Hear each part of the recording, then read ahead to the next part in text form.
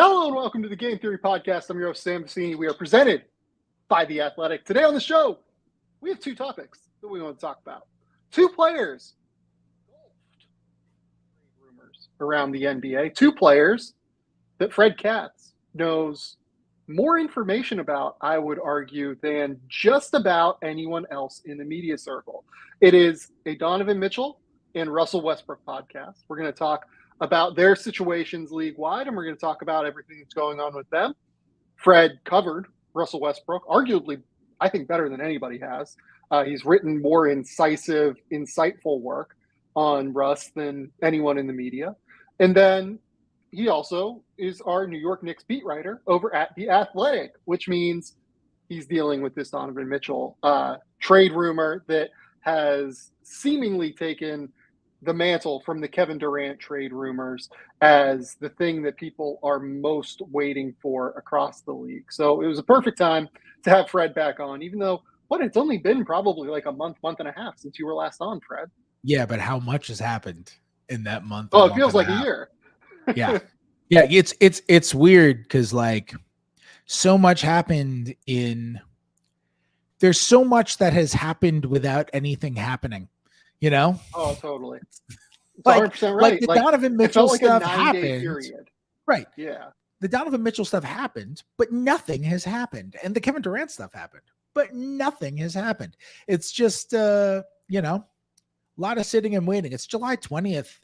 Normally, off season's pretty done by now. Maybe you're waiting on one major move, but it's usually not a free agent. Now it's like this thing. The Carmelo Anthony deal happened pretty late into July. That was which Carmelo deal? The OKC one? The Dennis Schroeder one. Yeah. Oh, yeah. That one. Well, the Melo OKC one happened in September. Yep. Yeah, that one happened late as well. So I think the day before media day, maybe 2 days. Here's the other thing that I think it's worth prepping going into this conversation. I know Brian Windhorst went on TV earlier today and kind of brought this up when he said that Kevin Durant talks have gone quiet, Donovan Mitchell talks have gone quiet. The big thing is people in the NBA are ready for a fucking break. It's been a 2-year sprint with 3 seasons essentially finishing. And people that work for NBA teams, evaluators, general managers, assistant general managers, everyone across the league, New York Knicks beat writers. Me. Yeah. I'm going on vacation in 10 days or so right now. So there is a real sense that the league for the first time in 2 years is really slowing down. That is 100% accurate. Now, could Danny Ainge and Leon Rose get on the phone and figure some shit out and maybe get this done? It's been reported at this point, I think by Tony Jones, that there was a deal that maybe was kind of close to happening during summer league, right? With the Knicks in Utah. We're going to start with Donovan Mitchell. But it felt like at a point there was a deal that was kind of close. And then it just kind of broke apart at the end. Does that kind of track for you? Yeah, I think so. I've gone back and forth on wondering exactly how close they were, because I think a big thing when we talk about Donovan Mitchell stuff is, people talk so much about the picks. You've seen various reports on how many picks Utah wants. Utah wants 7 picks. Utah wants 6 picks, whatever it is. It's an outrageous number of picks when you just look at the draft picks, right? I don't know if that's necessarily the proper framing, though, because the number of picks is not nearly as important. And I wrote this on Tuesday at The Athletic. Just the quantity of picks is not nearly as important as the quality of picks, because the Knicks are +4 in draft picks right now. They have Washington's 2023, and that's protected until 2026. They have Detroit's 2023, and that's protected until 2027. They have Dallas's 2023, that's top 10 protected, almost certainly going to convey next year, and most likely will be in the 20s.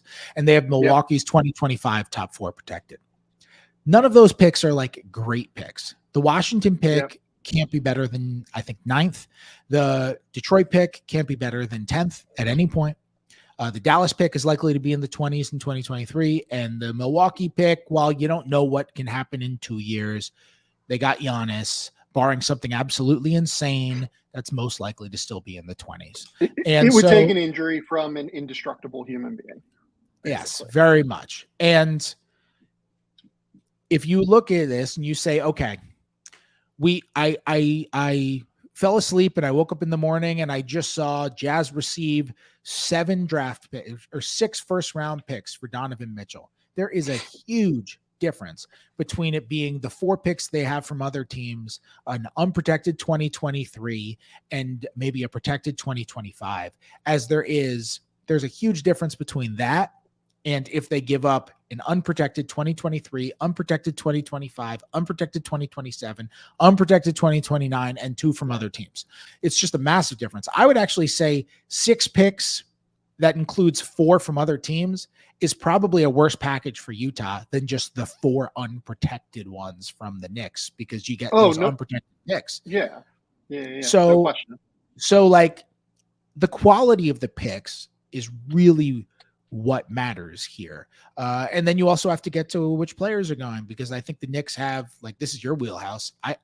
I think the Knicks young guys all have very, very, the ones we're talking about in the trade, I think they all have very, very good chance to, at the very least, be good rotation players who impact winning on winning teams. Like, I think they all kind of have a floor of that, and maybe some of them can be a little better than that. So we have to talk about which young guys too. So it's just, when you hear 7 draft, Utah wants 7, and then the Knicks offered a little less than 7. It's like, yeah, okay, but if Utah wanted the 4 unprotected and the Knicks offer was just the 4 of other teams, it's like they're not actually close, So I think that what you're getting at here is a really interesting point. It's that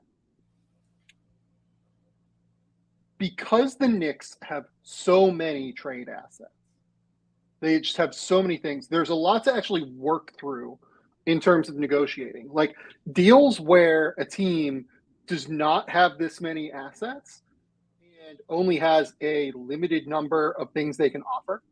Like, for instance, Minnesota could offer Jaden McDaniels, or they could not offer Jaden McDaniels. And really, they didn't have a ton of other interesting young players to involve in this deal that you have to value on their own as, okay, what is this worth in comparison to a first-round pick? What is this guy worth? Do we like this player? Does another team like this player? The thing with draft picks is that teams get to take players they like. The thing with the Knicks prospects is that while I agree with you that they are really interesting, and I think a lot of them are going to help winning teams, there are a lot of polarizing players among that group of Knicks players. Like, even RJ Barrett, a guy that I'm exceptionally high on, and that I think the Knicks would be, or that I think the Jazz would be crazy not to demand in a Donovan Mitchell deal, despite the fact that it kind of seems like they're not demanding it. Does that sound right to you? Yeah, I think so. My feeling on RJ is less say like reporting with sources. The Jazz are not pushing to get RJ Barrett, and more just kind of connecting dots. So Shams and Tony Jones reported last week that Utah wants guys on, like team controllable rookie scale contracts. And RJ is technically on a rookie scale deal right now, but he's on the last season of his rookie scale deal. And that means that he's eligible for an extension before this season starts. And if he doesn't sign his extension, he'll be a restricted free agent in 2023, just next summer. And they're going to have to pay whoever he plays for, the Knicks, the Jazz, whomever, they're going to have to pay him. Whereas like a Quentin Grimes just finished his rookie year. You got 3 more years of him on a rookie scale deal. I don't know if Utah is necessarily in a place where they want to decide if they're going to give somebody a max contract or not. I think they might prefer to push off a decision like that another year or 2. So for me, if you're moving Donovan Mitchell and you're entering a rebuilding phase where you have all of these draft picks forthcoming from this deal and from the Rudy Gobert deal, you're going to be fine in terms of money long term. As it is, like, your books are going to be clean. I would just take the most talented player at the end of the day. That's to me, fair. That's RJ. I mean, look, the thing that you have to consider here, Sam, though, is also like, it's not, do you want to take RJ in the deal or do you not want to take RJ in the deal? It's what are the Knicks removing from their offer if you put RJ in the deal? And if Utah is saying something along the lines of like, yeah, we want RJ in the deal too, and the Knicks say, great, well, if we'll give you RJ, but then you're not getting 2025, 2027, and 2029. You'll give you one unprotected pick. Utah might just be like, no, we want the draft picks. We're not going to be good for 2 years or 3 years or 4 years or whatever it is. And these draft picks are really important to us, especially like a 2027 unprotected. Like, who the heck knows what's going to happen in 5 years? You know, we thought Brooklyn was going to be a dynasty and the greatest team of all time. And, 8 months later, it's a totally different story. So like 5 years from now, who the heck knows? So there's that element of it too. Yeah, no, I think that's also a really important point in regard to where Utah is within their rebuild. Like, they shouldn't waste years of RJ's extension, if it would be 4 years, to try and figure out a roster around RJ, and then you have to make a decision on trading RJ. That's how you end up in a cycle of rebuilding, right? Having said that, like, I think RJ is really good. Like, I am firmly on the team that RJ Barrett is going to be an all-star at this point. I really genuinely believe that. You look at what he has done at this point in his career. I know that he is another guy that is polarizing. I mean, look, Seth Partnow just did his tiers, right? And RJ was somewhere like probably in the 90s, I would venture. He was in the lowest tier. I know that because Knicks fans didn't miss it. So here's the thing with RJ. RJ, over the last like 700 3-pointers that he's taken, has made 37% of those shots. The free throw shooting has gotten to like a relatively acceptable level. I think he's shooting like 75, 73% from three over the last 2 seasons. This guy is what is he, 22? I think he just turned 22. Yeah, just turned 22. So I think RJ is a drastically underrated asset league-wide. He also defends. He's tough, gets to the basket. As soon as he just like tightens up his handle a little bit, I think he's going to be really, really valuable. But you're right. Like, he might not be on Utah's timeline at the end of the day. So what this all leads to is just a gulf in terms of trying to figure out what pieces to pick and choose. And those can be the hardest negotiations to do, because like Minnesota, like I said, they just had to offer Jaden McDaniels or not offer Jaden McDaniels. And then after that, it was Leandro Bolmaro, Walker Kessler, guys that were picked in the 20s, haven't really shown much at this point yet. Walker Kessler has not played the NBA. And because of that, teams just kind of knew what the offer was from Minnesota, and that was the offer. And it was just, okay, are we going to get 3 first-round picks or 4 first-round picks? Well, with the Knicks, they have like 5 interesting young players that all have value. They have 4 first-round picks that all have value that come from other teams. They have 4 first-round picks that they can trade that are their own that they have to figure out. Plus, they have this young star in RJ Barrett. All of the Knicks guys, to some extent. Don't forget about the swaps. They have the swaps that could come into play in something like this. Like, you just have a number of polarizing assets that you have to value in a trade like this. And that can be very difficult when it comes to trying to determine a value. And it can be very difficult when one general manager versus the other general manager, decides, no, we're not trading this. Oh, well, we won't accept the trade without this. Oh, we won't take a trade like that. Oh, well, what's the point in having this conversation then?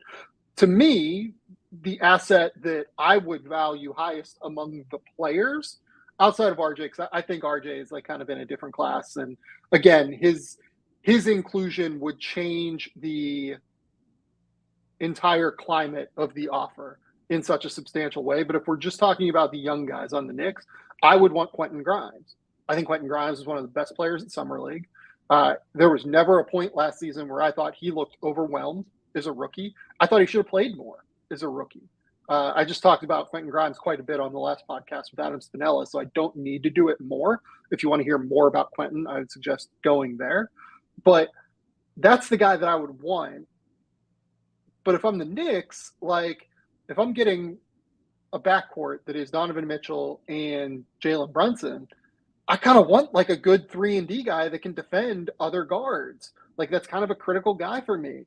It's hard to find guys like Quentin Grimes, and even though I don't think that you can realistically have him off the table in a trade for Donovan Mitchell, because fucking Donovan Mitchell, he's top, 25 player in the league, whatever you want to call it, right?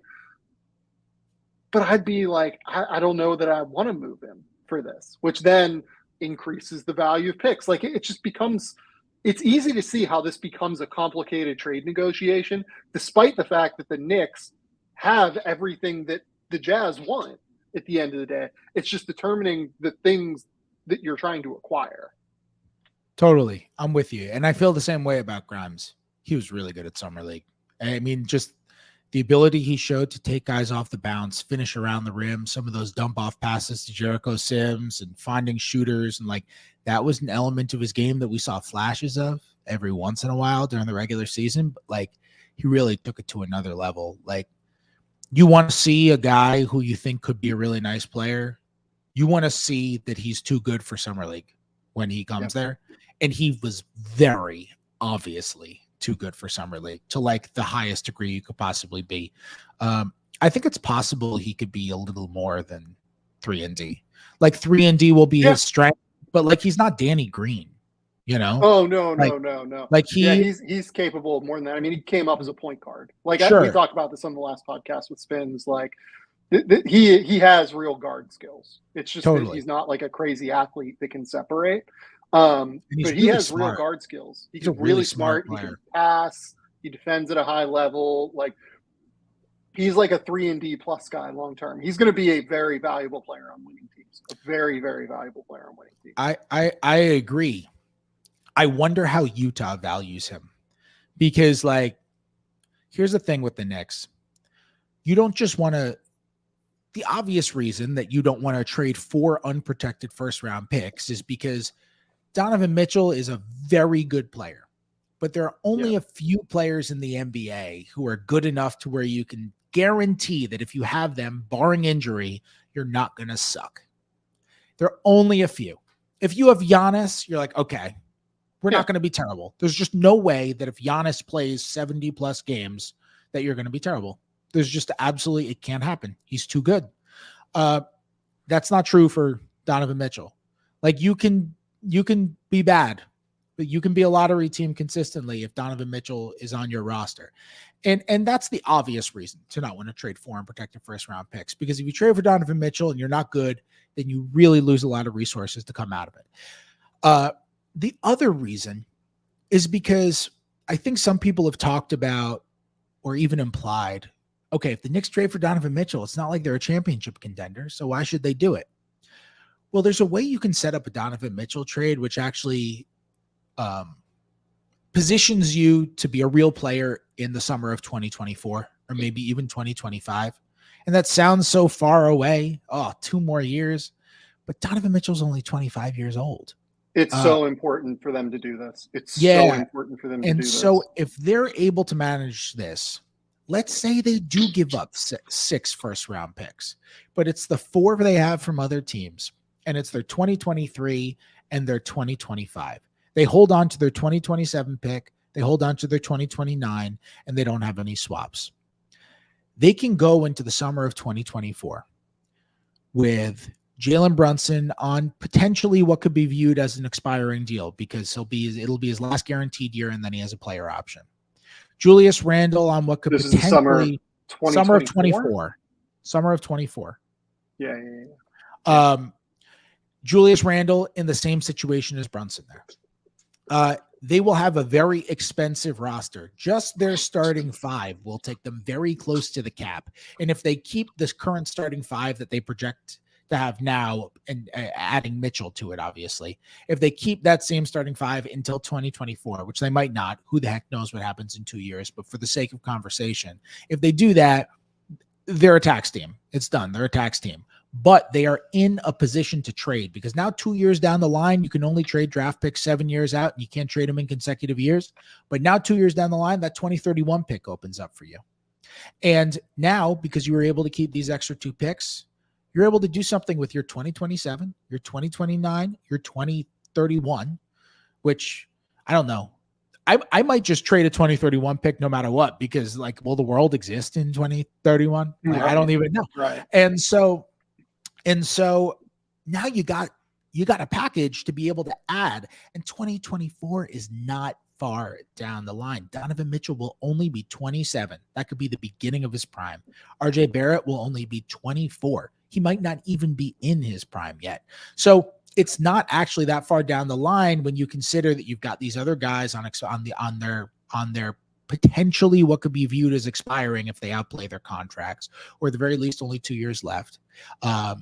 You got the cap vaulting up in 2025. So maybe you just end up making a move in 2025 when Brunson and Randall would just be expiring, as would Mitchell Robinson. The Robinson and Brunson deals being descending, I think, is really important to this conversation as well. Yes, it is. But they can engineer a trade in which they give up a lot, and they just kind of are competitive. They're solid. They're not a title contender. Maybe they get up to the 6th seed. Maybe they're a good play-in team. Maybe they end up getting a 7, whatever. Maybe they win a playoff series because they have a good series, but that's it. That's kind of their ceiling. And they can do that for 2 years. And then in 2024, when some star wants to get traded, because in 2024, some star is going to want to get traded, they could be sitting there with 3 first-round picks and salaries to match in a deal, and be in the exact position that they're in with Donovan Mitchell right now. Yep. So I am But this is why what their objective is. And this is why you go out and you do the Jalen Brunson deal and you retain Mitchell Robinson. And why I think I'm a little bit higher on the Jalen Brunson deal than like the general media seems to be. It does feel like everyone is like, this is an overpay. And people it's fine. I think it's a little bit of an overpay. I think the greatest argument against it is that a lot of their contracts are a little bit of an overpay, and NBA roster building, you can have death by mosquito bites. Like, I covered the Wizards. That's kind of what happened to the Wizards. Other than the Jan Mahimi contract, there was not one contract where you were like, oh my goodness, that is an actual disaster. It was just like a bunch of moves where it's like, you didn't need to throw a 2nd round pick into that, right. and you didn't need to give a little bit above that. And they've kind of been like, Fournier is not an aggressive overpay in a vacuum, but it's like a little bit of an overpay. And Randall is not the worst contract in the league. It's a little bit of an overpay. And Brunson, same thing. Mitchell Robinson, same thing. When you add all those guys up, you're like a tax team eventually, So that's the thing with the Randall deal. Like, the Randall deal is still tradable, like, very easily, I think. I know it's a longer-term deal. I don't even know for sure. This summer, you would have to add assets to it because the teams that had cap space are not contending and not trying to contend. Next summer, when more teams have cap space, that's like an easily movable contract, I think. Like, that's a contract that, as long as he averages 20 points, 8 rebounds, 5 assists, and does so on, like, reasonable efficiency, teams are going to be like, oh, yeah, this is Julius Randle. He made 2nd team All-NBA last year. He's probably not quite that guy, but he is a valuable piece, and he's on a deal that, as the cap goes up, I mean, it's $25 million a year, basically $26 million a year. That's like nothing for someone like Julius Randle at the end of the day. It's not nothing, but he's being paid outside of, I think it's like the top 40, like, league. He's got like the 50th highest salary this season. Yeah. He's like a completely reasonably paid player. It's just Julius can be a little bit more difficult to win with because you have to find the right fit for him. More importantly, though, before we get kind of sidetracked by that, because you and I have a tendency to get sidetracked, so let's steer back on the tracks. Donovan Mitchell is a really interesting player for a number of reasons. Had the killer playoffs to start his career. Had the killer playoffs in the bubble. He's been okay since then in the playoffs. Wouldn't say he's been great necessarily. has had his defensive struggles. Basically, his rookie year, I thought, was actually his best season defensively, weirdly. I think he's, for whatever reason, just maybe put in a little bit less effort in defensively over the course of the last few years in a disappointing way. Where are we on Donovan Mitchell as a player? Because that's the big question that I think the Knicks have to answer, especially given that they've already signed one 6'1" guard in Jalen Brunson. Do they think that having this other 6'1" guard, albeit one that plays bigger than he is in Donovan because he has the length, because he's strong, is this a situation that they should be selling all of their assets for? Is this the situation that they should be trying to go all in with? Or should they be trying to wait? Because in the NBA, opportunity cost is a real thing. This would lock the Knicks in for the next 2 years, basically, into this core. Then they could get flexible again, as Fred and I have discussed, as long as they set up the deal in a smart, intelligent way. But this gets complicated in a hurry for the Knicks if this doesn't work. So where are you on Donovan Mitchell as a player, I guess, would be my question. I think he's somewhere in the top 20, top 25. But look, I was not an all-NBA voter this past season, but I was an all-NBA voter the 3 previous seasons. And I don't think I've ever had him on one of my all-NBA ballots. I don't think he's necessarily that level. I think he could absolutely have a season here, a season there, where maybe he sneaks onto a third team. The same way like Bradley Beal went on to a third team, averages 30 a game, and has an unbelievable season. And he gets on there. On the All-NBA front on Donovan, according to Basketball Reference, All-NBA voting shares, so basically where he finished within the league hierarchy in terms of people that have voted him All-NBA.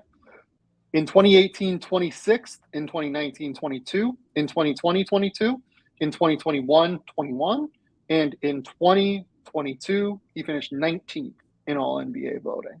So right in the range, essentially, exactly where Fred is saying, according to voting as well. Yeah, I mean, that makes sense. That lines up. Like, he is, if we're going to speak to him in more of just like a basketball context, not necessarily like a make your list context, I think he's a wonderful offensive player. Yeah. Like, I think he's an excellent offensive player. I think we have seen definitively that him getting his numbers is not at the expense of the team.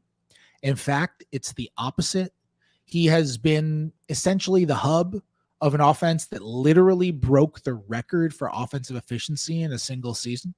The Jazz surrounded him with shooters, no question, and they took a ton of threes, and that's really what vaulted up their offense. But Donovan Mitchell bought into that like crazy. He takes 10 threes a game.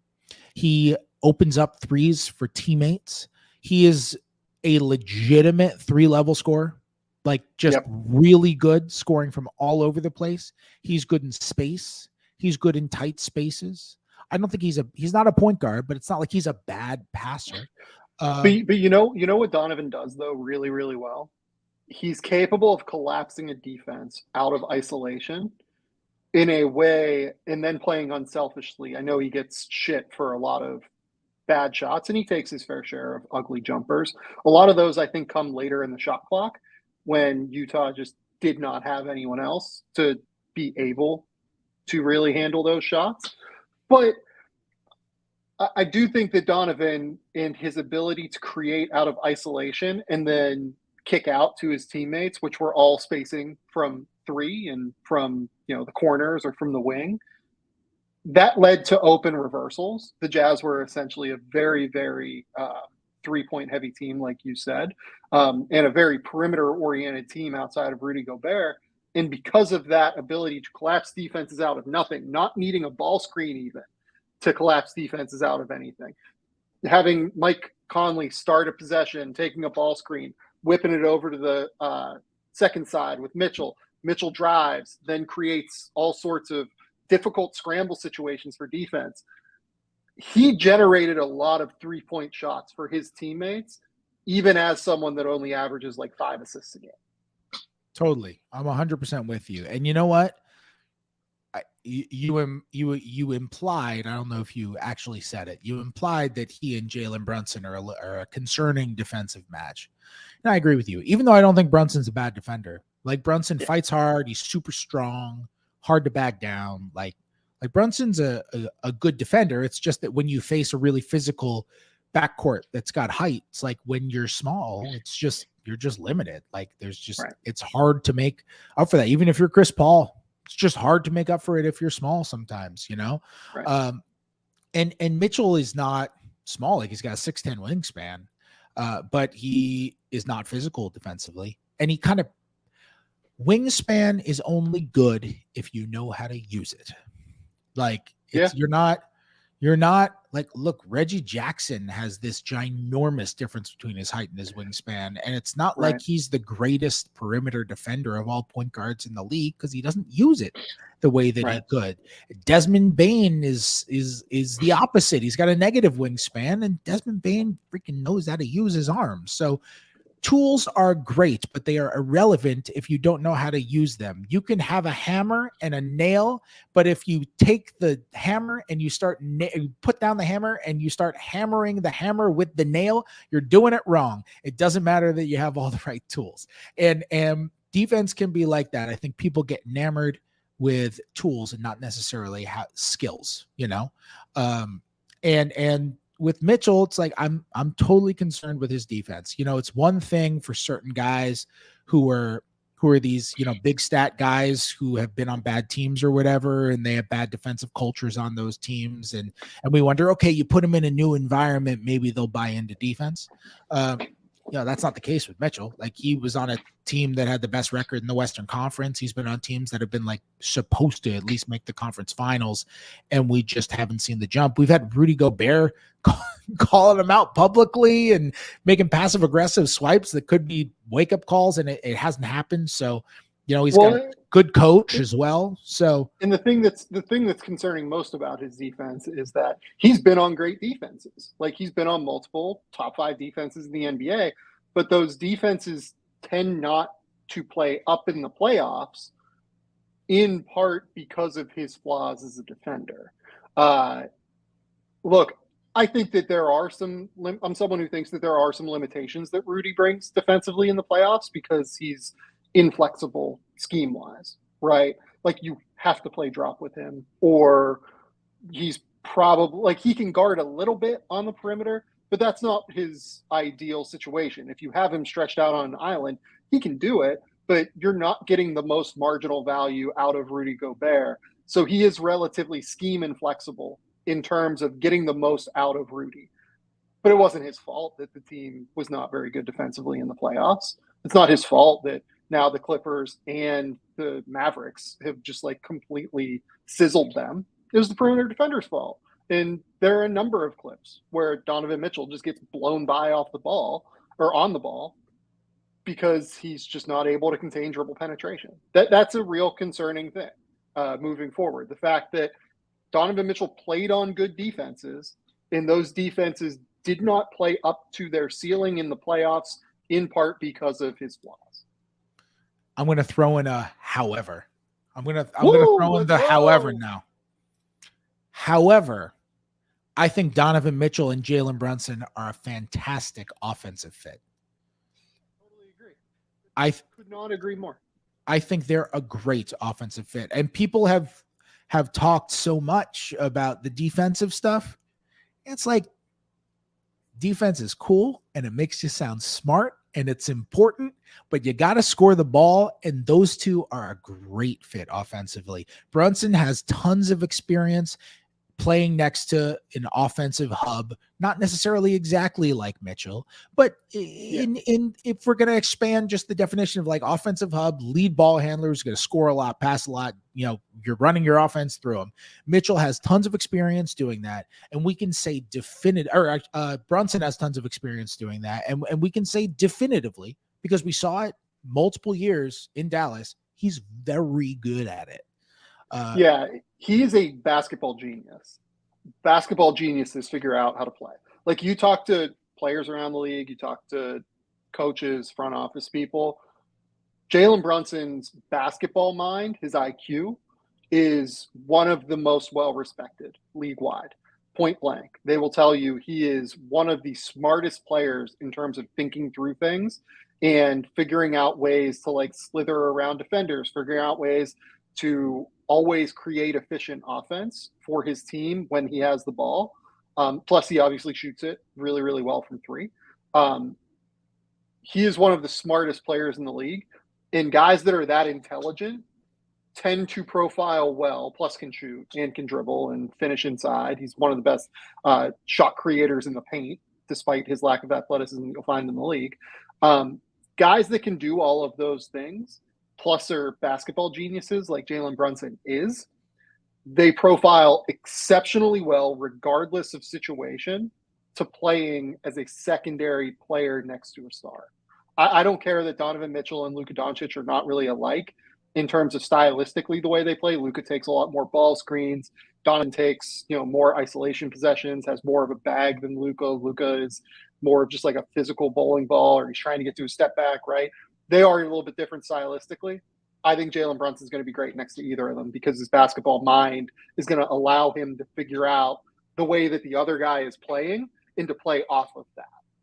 Totally. I'm totally with you. And there are just certain concepts, certain actions, certain ways the ball is going to move that are going to look similar. Like, he's going to be on the weak side when Mitchell is on the strong side, and the ball is going to come to him, and he's going to get to go for a catch and go, which he is really freaking good at. I do think one big difference between, let's say Mitchell is there. Let's say their starting lineup, if Mitchell ends up with the Knicks, let's say their starting lineup is, sometimes I forget that Donovan Mitchell's not actually on the Knicks. I've been talking so much about Donovan Mitchell's fit on the Knicks. It's like, if it ever happens, right? I don't know what I'm going to write. Like, I'm writing all of it. But if their starting lineup next year is Brunson, Mitchell, RJ Barrett, Julius Randle, and Mitchell Robinson, I think the biggest change for Jalen Brunson stylistically is going to be he's going to have to take more spot up threes because they're just not getting shooting from the rest of that lineup. The space is not going to be there that it was in Dallas because he was often in a 4-out lineup, sometimes a 5-out lineup there, and he was able to do those moves. Like Jalen Brunson is excellent scoring in the paint, but he's not excellent scoring in the paint for the same reason that, say, like Jimmy Butler is excellent scoring in the paint. I called him, I wrote in the story about him that he's like caffeinated Kyle Anderson. He's just like, it's like a little more jerky, a little more jittery, a little more athletic looking than Kyle Anderson, but everything he does is like, his pacing is so weird. I love watching players like that, I understand what you're saying. I think they are different. But that's an amazing comp. That's an amazing turn of phrase. Caffeinated Kyle Anderson. He's caffeinated Kyle Anderson. If he's not caffeinated to Kyle Anderson, then Shai Gilgeous-Alexander gets to be caffeinated to Kyle Anderson. Someone is caffeinated to Kyle Anderson. I think that the Knicks are going to have to get the most out of Jalen Brunson. I think that they're going to have to stagger him and Julius Randle quite a bit because I actually love the idea of Jalen Brunson with Mitchell Robinson. I think he's going to make Mitchell Robinson so much better because the thing that Jalen is really good at as a passer is throwing lobs. He is phenomenal at throwing lobs, finding those little creases, passing his lob man open. He's really, really good at that. I think he's a little bit less good at like spreading his eyes out toward the 3-point line and finding open guys that way, but he's great at finding lobs. I think that having Julius Randle in there, they have enough shot creation if Donovan Mitchell's on this team. You have Donovan Mitchell, you have Jalen Brunson, you have RJ Barrett, who's going to need his own shots.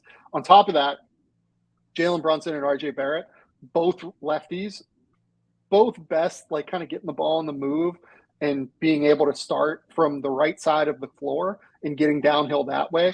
RJ is particularly, like, it's important that he starts on that side of the floor. I think that that's where he's absolutely at his best.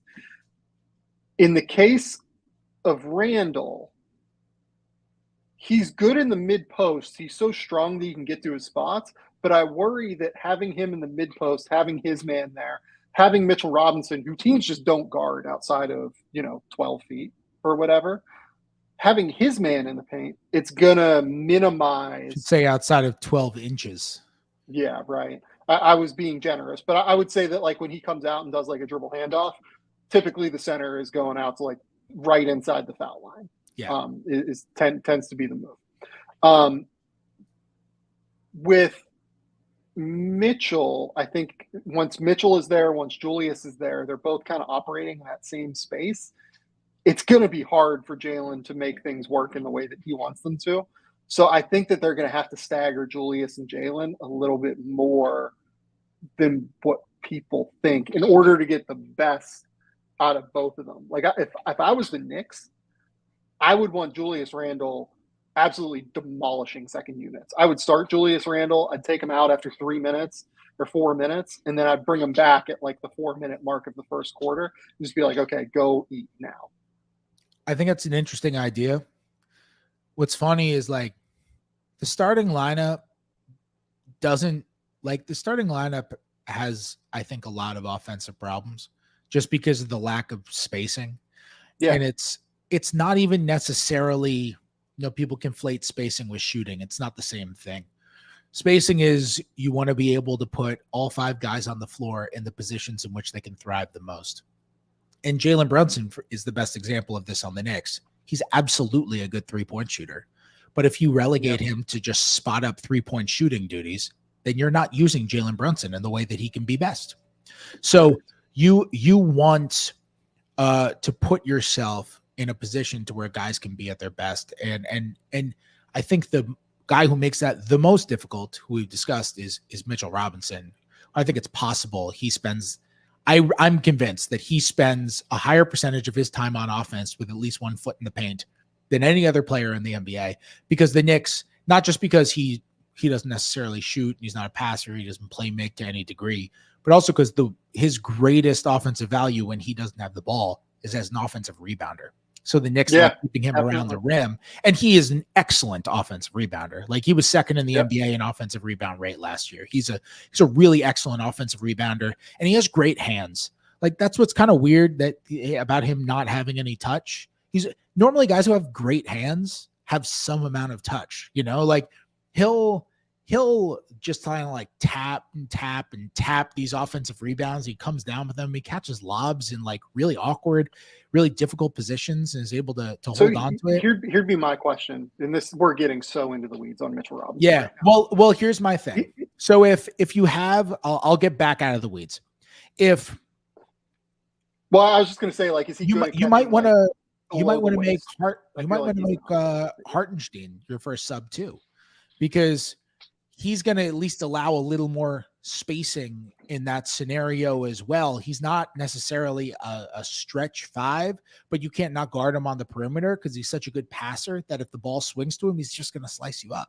So like, yeah, that is another way that you can get around it too. And I don't know, maybe you just like, you sub both those guys out early and you go with like a Toppin and a Hartenstein and the other 3 starters. Like it's a little difficult to maneuver just because of the lack of shooting.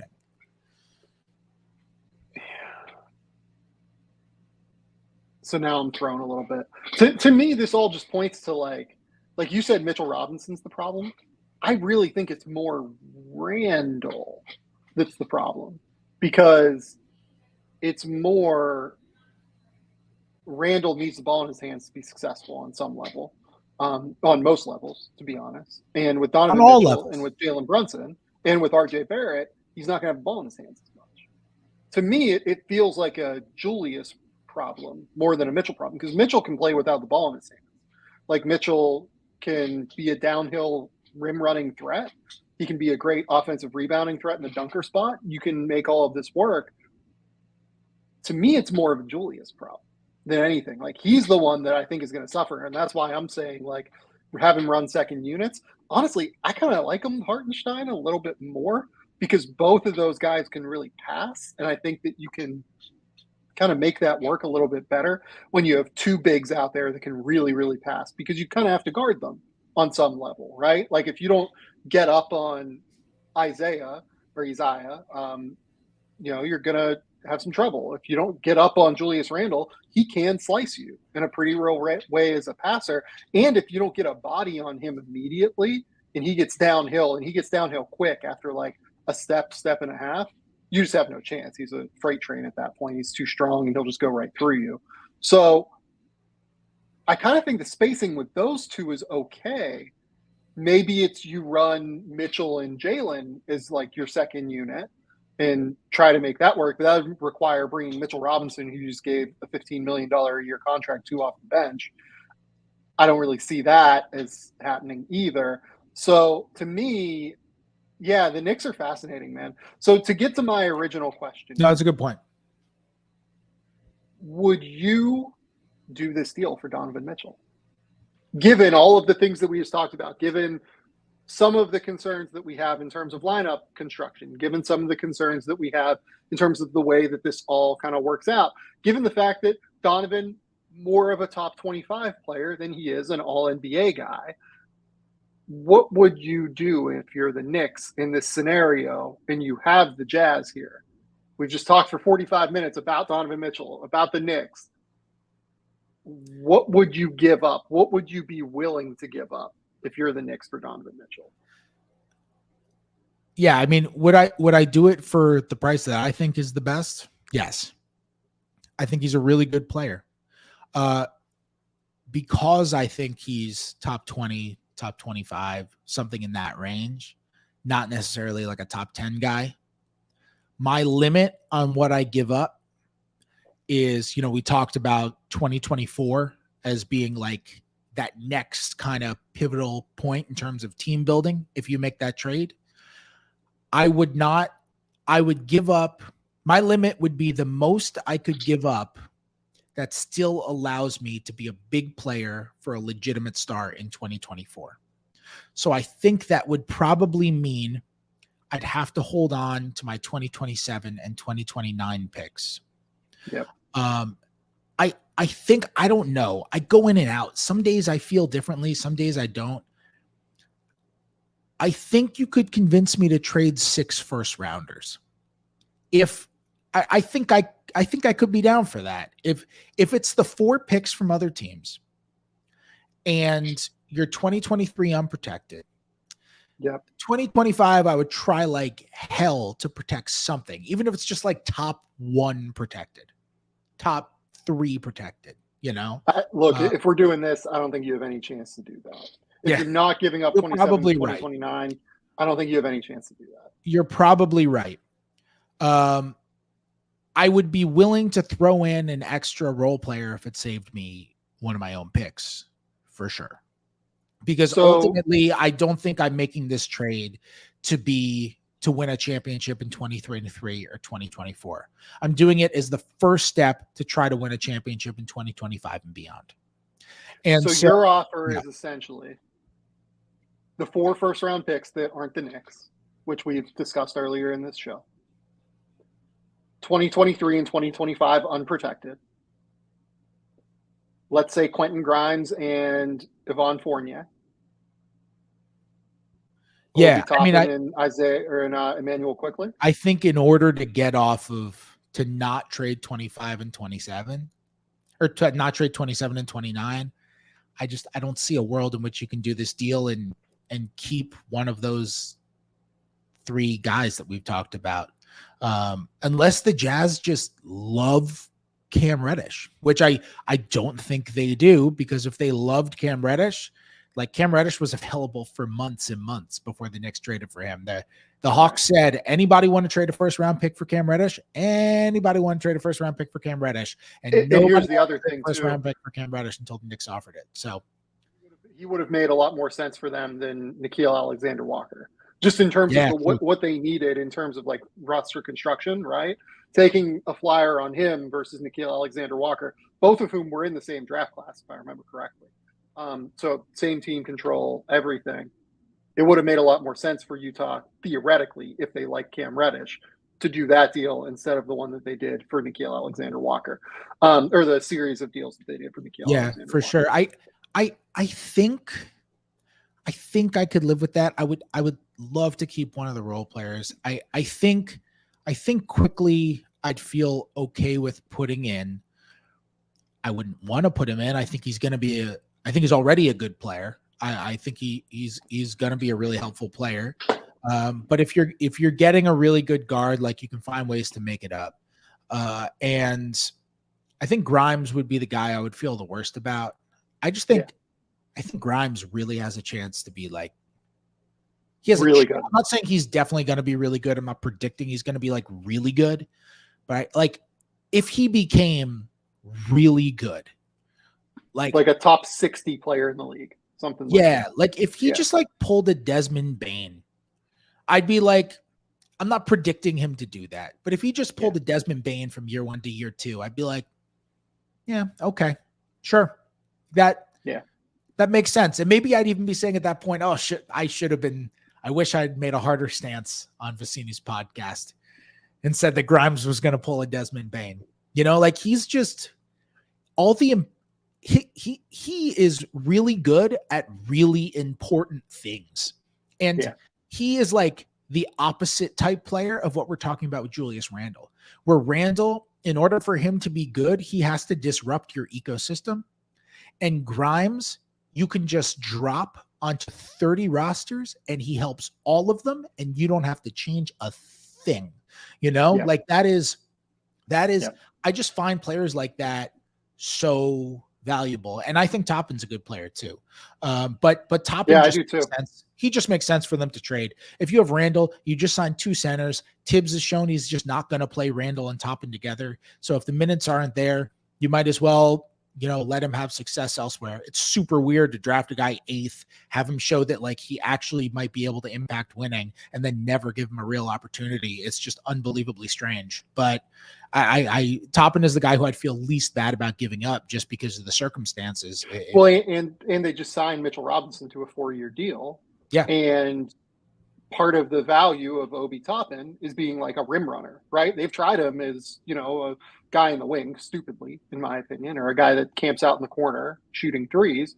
Obi's best as a rim runner, and you have Mitchell Robinson there already. Like, I don't I don't think the opportunities are going to be there for Obi except in second units to do what he's best at. So the offer, it sounds like, is Quentin Grimes, Obi Toppin, Emmanuel Quickley, Yvonne Fournier for salary purposes, and then the 4 firsts, other teams, plus your 2023 and 2025. And maybe you keep one of the firsts. Maybe you keep one of the other teams first. So I think I might do that. I think that might be the one. It's a lot. But I think I might do that because it puts me in a position to have a really, really good player. And if RJ Barrett turns into a really, really good player, and now all of a sudden, I mean, there's also part of the reason why I'd feel a little better if I were the Knicks about trading all 3 of the young guys. This administration has drafted very well. They have. I think they know what they're doing in terms of player evaluation. I really like Deuce McBride, who, by the way, like someone that should be brought up in this conversation in terms of someone that Utah should look to get from the Knicks. Jericho Sims is a really good, 50s pick that is going to be a good backup center. Another guy, by the way, that takes potential rim running opportunities away from Obi Toppin, or could fulfill the role that Obi would be fulfilling because of his athleticism. So and Obi's way better than Jericho Sims in terms of like offensive, body control and ability to finish at the basket and all that stuff. But nonetheless, like they evaluate very, very well in the draft. I think they're an impressive group. And so you've got your 2024 pick in this scenario in order to add. And I would feel about as good as you could possibly feel that I'm going to get a nice player with that 2024 pick, because they have hit this front office has actually hit on every single, if a hit is just a guy who is going to help you they've hit on every first round pick that they've had. And I think Jericho Sims is definitively a hit. If a number 58 pick ends up getting a full-time contract after his rookie year, that's a hit. That's it. You made a good pick. Jury's out on McBride. We'll see what happens with him. But I could see a world where he becomes this feisty, good defensive point guard. So I would feel good about that 24 pick. If I could maybe I would like, if adding 2 swaps and getting to keep a Quickly or keep a Grimes, maybe I would be amenable to adding like 2 swaps to it. And the swaps would have to be like adding a 2025 swap, because I would be hoping that I could do 26 would be, but a 26 swap. I'm sorry. Yeah. Cause I'd be hoping I could do something by 24 or 25 if need be, when there's going to be a cap spike. So maybe I add a 26 swap and, maybe a 28 swap and maybe I get to keep Grimes in that scenario or something, but I don't know if that would be enough to keep Grimes. Yeah, no, I think you're talking keeping Quickly at that point. I think that if I'm the Jazz, I need Quentin Grimes in this deal. I can't come away from trading Donovan Mitchell without getting Quentin Grimes. Not to say that he's, like I said, we think he's like a top 60 guy probably at some point in the NBA. That guy's $100 million player, but he's a guy that helps you win. And I think that he's a guy that helps you build your culture and everything like that. So I need Quentin Grimes. I need as many picks as I can get. And I think that's the starting point for this, unless I'm doing a deal around Barrett, and that's just like a totally different construction. But I think that given the reasons we talked about on the show, it makes more sense. Okay. Yeah. And to be clear, by the way, that is like my absolute most that I'm doing. Yeah. That's not I feel great about it. That's a lot that we just talked about. That's a risk. That's a lot. I'm not going to sleep in 9 hours after I make that deal. Yeah, no, I agree with you. That's the most. The Knicks should be offering less right now. There's no reason for the Knicks to offer. And I'm pretty confident they are. Yeah, I'm certain they are. Okay. Let's talk about Russ. So Fred has covered Russ before. Russell Westbrook is subject to a number of different trade rumors at this point, from the Pacers to the Nets for Kyrie to X, Y, and Z, right? The Nets, I think, are smart to figure out what they're doing with Kevin Durant first. They need to figure out that situation before they figure out what to do with Kyrie Irving. Because if it turns out they have to keep Kevin Durant, you need Kyrie Irving around. Not really another way to put it. I don't think that you can pair Kevin Durant and Russell Westbrook again. That seems like a bad idea to me. I would be waiting to find out how amenable Kevin is to returning to Brooklyn, and I think we have no idea what that situation looks like right now. So my guess is that's why that situation is stalled. The Pacers are in an interesting situation. They have Buddy Hield. They have a ton of cap space that they can just use, because the DeAndre Ayton contract was matched. The offer sheet, forgot that word for a second. The offer sheet was matched. So they're a potential outcome here. The Spurs are also a team that has a ton of cap space moving forward. Russ is in a fascinating position because it feels like the Lakers are wrapping their arms around him publicly. Call from LeBron James and Anthony Davis. Darvin Ham has done nothing but say very positive things, although the role that Darvin Ham is asking Russell Westbrook to play is one that Russ has never been willing to play in the past, which gets complicated in and of itself. And then Russ this weekend parted company with Thad Fouché, who is his agent of 14 years. Thad released a very well stated and yet incendiary for an agent parting company with a player, like an unprecedented statement that I've never seen an agent release upon parting company with a player, especially one that you've been with for 14 years and have negotiated like $250 million worth of contracts for. I lay out all of that context. Where the fuck are we at with Russell Westbrook? I have no idea. I will say, you and I have a very different definition of a bad idea. You say Russell Westbrook and Kevin Durant back together is a bad idea. I say it is glorious theater. Fred is about to go beg to cover the Nets again. Well, we've seen every iteration of the big three Thunder getting back together in different locations, except for Russ and KD. So, yeah, let's make it happen. I have no idea what's going to happen with Russ. And the thing that continues to throw me, we talk about who's going to trade for Russ. Like you mentioned, Indiana's got the cap space. San Antonio's got the cap space. The implication of so-and-so has the cap space is they trade for Russ just to get the pick, and then they buy out Russ, and Russ goes to wherever his next destination is. Okay, let's skip ahead a step. Let's say anonymous cap space team trades for Russ, or maybe non-cap space team matches salaries, trades for Russ, buys him out. Sure. Doesn't matter who. Sure.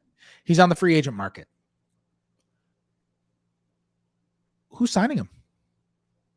Yeah, I think the Wizards make a lot of sense. Have had success with Russ. Obviously, could still use a point guard answer. Like Monte Morris is a good point guard. I think that he is best I think Monte is like the 25th best point guard in the NBA. And you could use another option with Monte Morris as your lead guard. They didn't get as much as they wanted from Johnny Davis, let's say, during Summer League. He might not be quite ready to do this yet. So in this case, I think the Wizards make a lot of sense. I'm sure that, we could come up with any number of potential options that it's harder. I agree with you. Like, it's harder to find a fit that like really, truly, unequivocally works. The Wizards are the one, though, that immediately stands out to me. The Wizards are interesting. I'm not convinced they would love to do that, though. They actually really liked him when he was there. They were really big on playing up. Like, they've been talking for so many years about wanting to fix their culture. And Russ was really big on just giving. The one thing I will say about Russ as a person is his work ethic is insane. It's absolutely ridiculous how hard he works. It's everything you hear about it. It is totally true. And they loved that their young guys, that Rui, that Denny Avdia, that those guys got to see up close. Oh, we thought we were working hard, but we didn't know what working hard was, and they felt like he did a lot of good for them in that capacity. That being said, I think they kind of like enjoyed the year with Russ, and I don't think there were hard feelings lower than ownership when he requested out. There were definitely hard feelings with ownership because Ted Leonsis has bashed a lot of people on the way out of there. Most of them, I would say, unnecessarily. But I don't. You're not convinced. I'm not convinced. I'm just not convinced that they want to have Bradley Beal and Russell Westbrook again. I'm just not convinced of that. I'm not saying they definitely don't. I haven't asked anyone. I have not asked anybody. I'm not convinced. I mean, I think people say like Charlotte, because he's got the Jordan Brand connection. Yeah. But like he'd have to be a backup there. And do we think Russ is ready to be a backup to LaMelo Ball when he's not ready to be a backup when it's, LeBron and AD, running a team? Like I just struggle to see who is actually getting him, because normally a veteran in his position ends up going to a team that is like really, really, really just chasing the 8th seed, and they're not quite there. They're like the 11th place team now, and they want to jump to the 8th seed. So like, bring this guy in, and worst case scenario, he's going to sell tickets. Like, there's always a team or two like that. I feel like this season there are like fewer teams like that than ever. In part, I think because teams are so excited to jump up to the top of the 2023 draft, and also, in part, I think because some of those teams just kind of already coincidentally have their point guards. Like, the Wizards obviously are one of those teams. I was going to say, that fit the description. All of this sounds like the Wizards to me. I'm kind of talking myself into your point right now. But like the Kings are the go-to that we say for that. But like, they've got De'Aaron Fox, so it's not going to be that. Maybe you're right. Maybe it would just end up. Maybe it would just end up being Russ back in Washington. Maybe that's maybe not. I mean, look, you know Washington in terms of that front office, in terms of that ownership group, everyone way better than I do, right? So like, you would have a better feel for what they're thinking than I would. But at the end of the day, I go back to Thad Foucher's statement where he made it clear that he thinks that Russ's best option is to make it work in Los Angeles. And I'll be honest, I did not like that, I don't know Thad Foucher at all. I did not like that he did this. I think that you work with a player for 14 years, and that player is as intensely private as Russell Westbrook has wanted to be, and then you release a statement like this. I don't love it. Like, I think that this guy, and that I don't think that he would want that, he essentially, because that essentially said that he wants him out, like, or that Russ wants out. Russ wants out, yeah. Yeah, that's essentially what he said. He didn't say it like exactly like that, but in not so many words, it's kind of what he said. And Russ is a guy that does not want his business public like that. And you work with a guy for 14 years. I didn't like that. I thought that was poor form, let's say, to do it the way that he did it. Now, to get to the substance of what he said, I think it's unequivocally right. Like, I think that Russ's best bet is to figure out what can work with the Lakers, take a lesser role, play with LeBron, play with Anthony Davis, figure it out there. Like, I think that if the Lakers are still willing to have him, and by all reports with Chris Haynes, with LeBron, and with Anthony Davis, like, having this phone call, not including Chris Haynes, I would imagine, these guys having this phone call with Russ, it sounds like they're willing to bring him back into the fold. I think that's what Russ should do. I think that Russ should go back into the fold, but understand that, like, hey, like, I need to maybe make some changes. I think that's best for everybody. It's best. Is it at all realistic? I think that was best for everybody last year too. And, I think you can argue that a lot of Russ's stops, him kind of editing the way that he plays.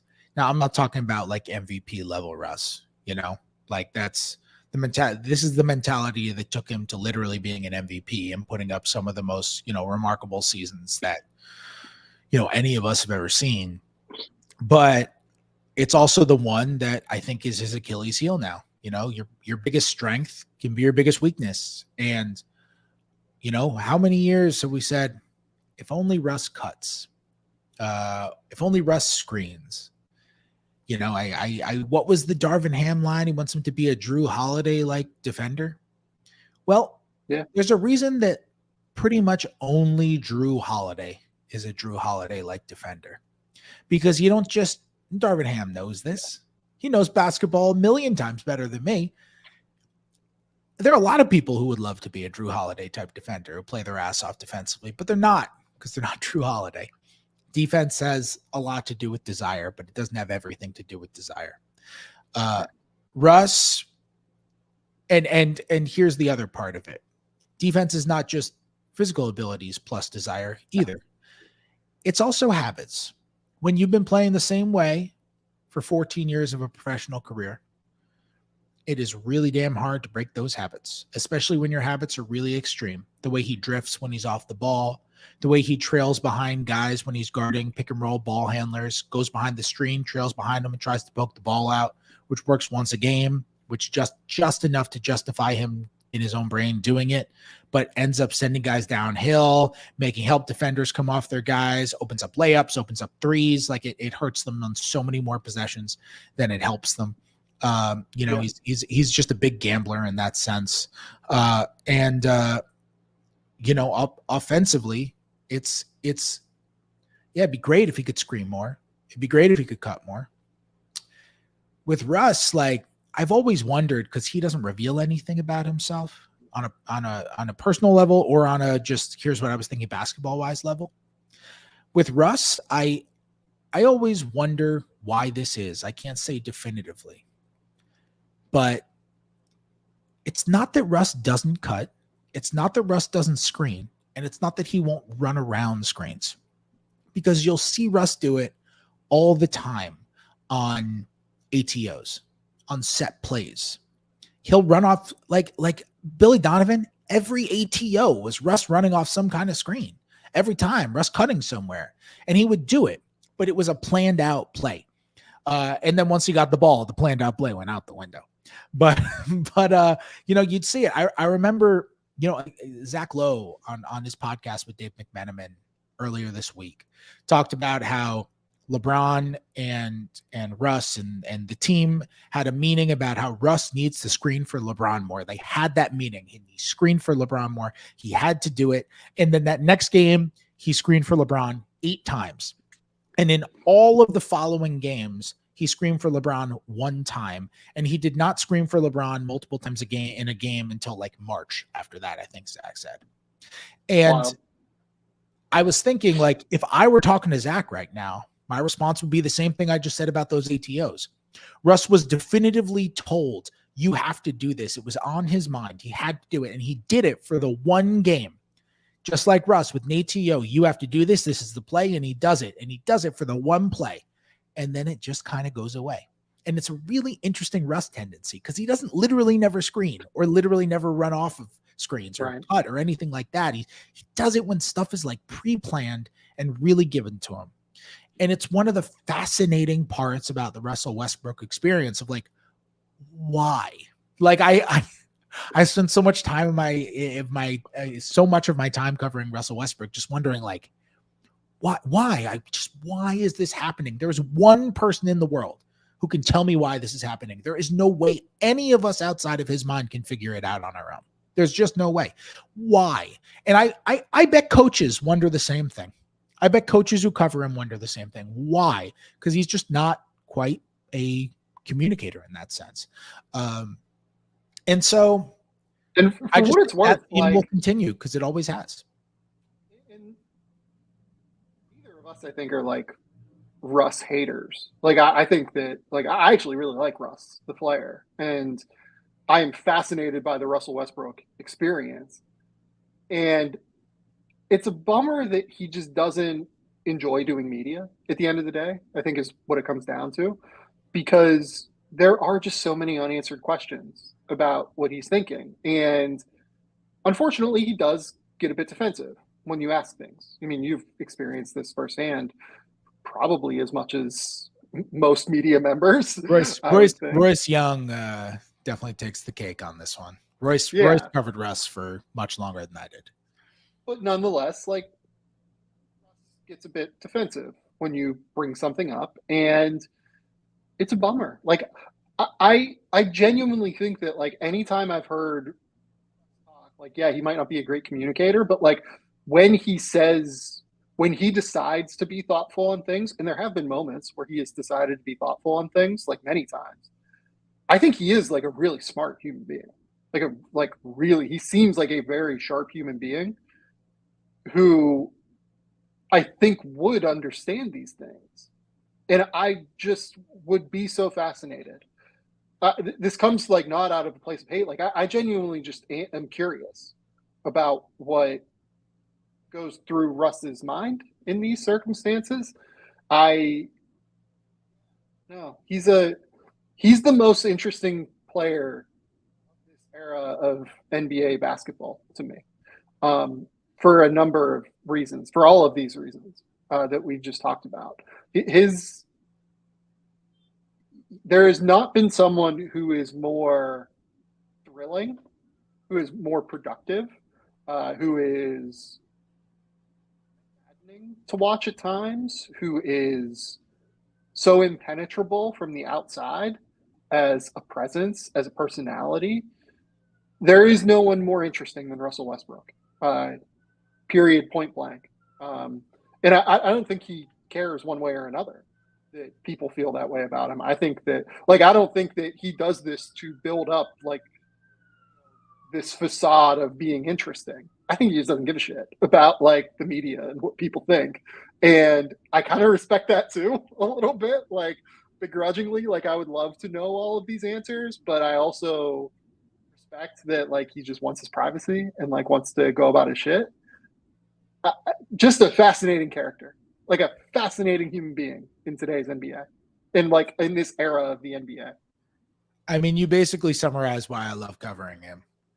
I mean, I think the general sentiment from covering Russ is like, you know, it's really difficult to cover Russ because there's some guys, you know, like I covered Bradley Beal too. Mm-hmm. You want to know what Bradley Beal is thinking? You walk up to Bradley Beal, you say, "Hey, what are you thinking?" And he's like, "Here's what I'm thinking." And then he walks out of the locker room with you and he tells you what he's thinking. And you have a totally pleasant, wonderful interaction with him. And then you shake hands, you see him the next day and you say, "Thanks for telling me what you're thinking." He says, "Oh, great. Well, here's what I'm thinking today." And it's amazing. It's just super easy. And Russ is the polar opposite. And so it's extremely difficult to cover Russ, but I loved covering Russ because he's for every reason you just said, he's just a extremely interesting person, just a remarkably interesting person. I love writing about Russ. He's just an unbelievably interesting human being.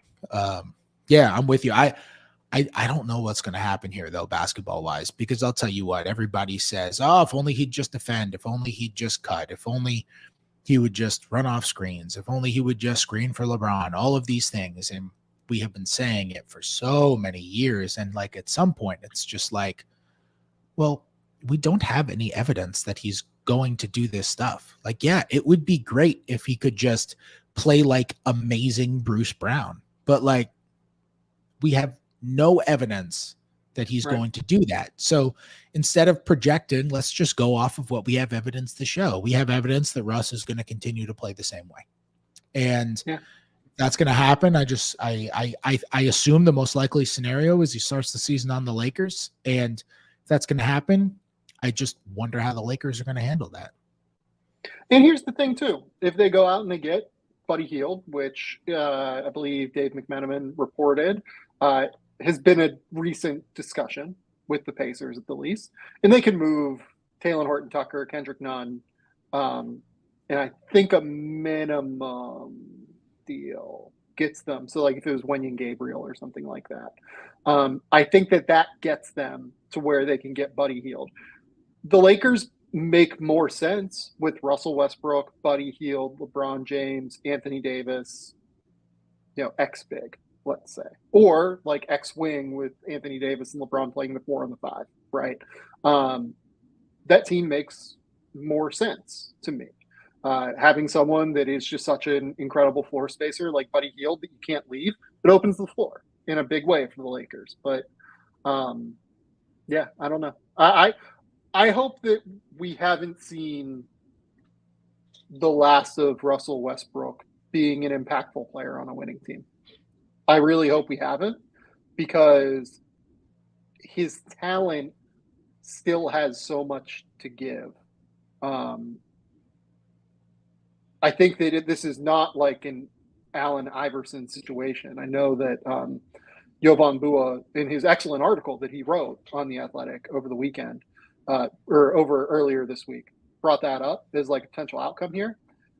I think he's just bigger. He's more athletic. I don't think that his game is as broken as Iverson's was, just from wear and tear later in his career, from being as small as he was. But I have questions about the way it all work in a winning situation. So, Fred, tell the people where they can find your work. Tell the people what's going on. Tell the people how excited you are to maybe get to have a break here. Well, if Donovan Mitchell has anything to say about it, I'm not having a break for a very long time because I don't know when or if this thing is ever getting done. Yeah, you can read my stuff over on The Athletic New York. You can follow me on Twitter at Fred Katz. Obviously, I send out all my stories there. Yeah, that's it. And you can listen to this wonderful podcast, the Game Theory podcast with Sam, because it's always great. It's a must listen for me. I told Fred we were going to go for 50 minutes, and then we talked about Donovan Mitchell for 50 minutes. Well, so, hey, last time we podcasted together, we said that we were going to preview 2 divisions, and we were going to do it in a total of like an hour 15. And then we went like an hour 40 on one division. So, yeah, it was not great. I think we officially have a trend. Yeah, unfortunately, Fred. Look, we're going into off-season mode here. You know, we're going to podcast a couple times a week. We're going to find something else to talk about later this week. This is where we're at, right? So go to The Athletic, subscribe to The Athletic, which is a great place of employment. And we will talk to you soon. That's all I got. So until next time, we'll talk soon.